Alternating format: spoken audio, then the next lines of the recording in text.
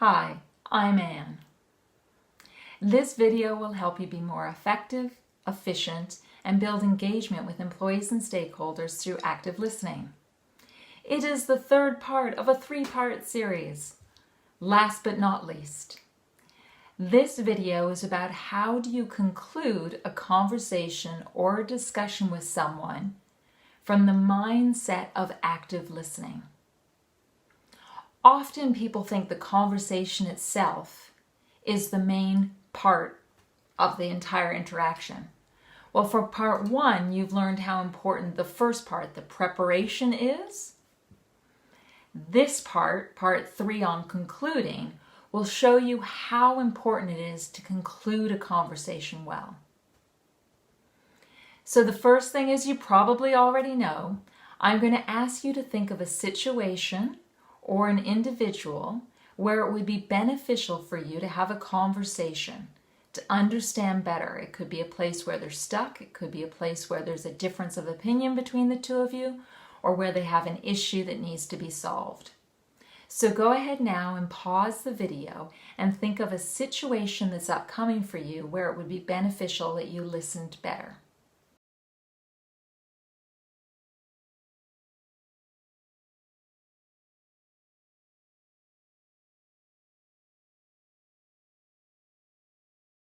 Great, welcome back. So in terms of how to conclude, often people just kind of think, oh, the conversation's done, we're all busy people, and we run off to our next thing. Typically, we leave conversations to go right up to the wire, and then we're back-to-back booked, we go and do something else. What I want to emphasize in this video for you is to take some time before the end of your meetings or the end of conversations to make sure that you conclude them well. And what this means is that you actually conclude them intentionally, so that both you and the other person have a real clarity of what's transpired and what happens next. So we're going to do a few exercises so that you can do this. So the first exercise I'm going to have you do is to reflect on that conversation that you had after you watched part two, which I know you rose to my challenge and you had the conversation. So if you reflect on that conversation or think of the one that's upcoming, the first thing I want you to think about is, what aspects of the conversation do you need to double check with that person in the moment? What are things that you need to check in about to make sure that you are clear? So the things I want you to think about in this exercise are, what assumptions have you made based on what they've said? What things have you assumed from what they've said? Or what things did they say that might be helpful for you to get more clarity on or probe? So go ahead and pause this video now and think of the areas of the conversation where you might need to check in more if you didn't do it in the actual moment.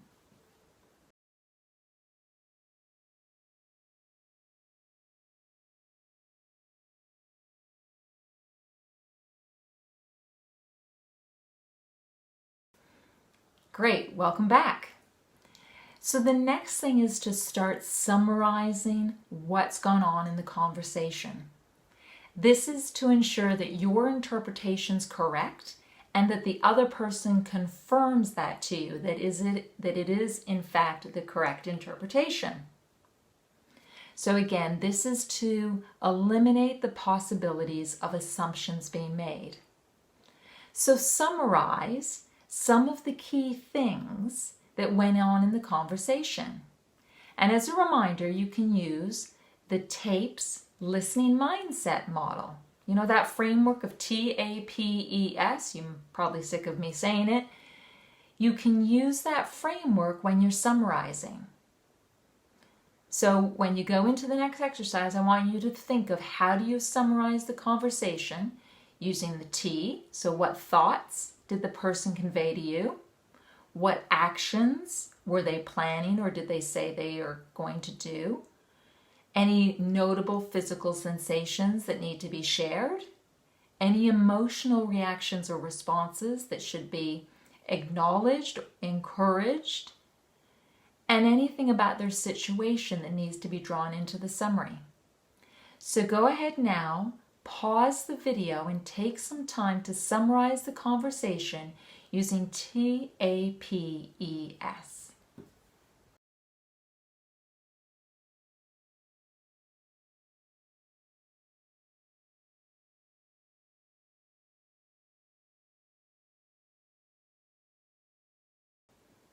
Great, welcome back. That was probably a fair chunk of work, actually. We probably could have broken that down a bit, and I hope you used the TAPES framework to do that for yourself.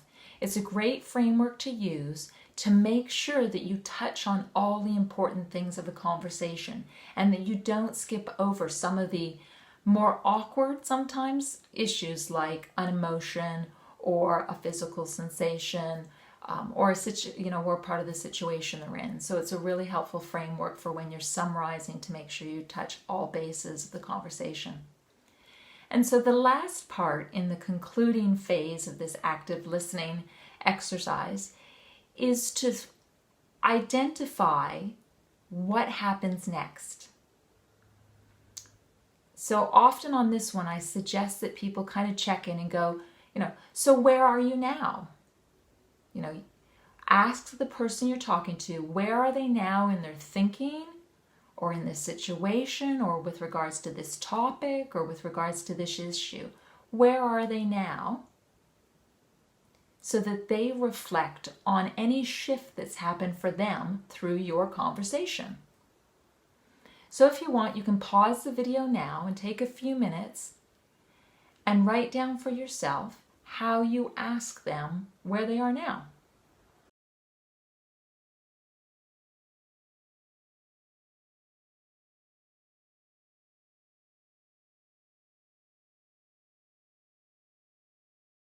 Welcome back. If you did pause for that one, that's a quick one because often it's just a question.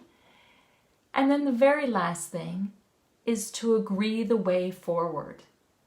Either you summarize the actions that are going to happen based on the conversation, or maybe you summarize some of them and you ask the other person to summarize, or you ask them maybe to summarize. It depends on the situation and the topic a little bit. If it's a topic that the employee owns, you probably want to summarize what they've learned from your conversation and then the actions that they're going to take forward based on that discussion. If it's something between the two of you or something that's maybe a bit more difficult, you might want to be the one to summarize it. So you do have to make a judgment call. This is a framework. It's not a hard and fast formula, so to speak, like gravity. So I want you to pause the video now and think about how you're going to end the conclusion, the concluding episode of this discussion on the action points or the way forward.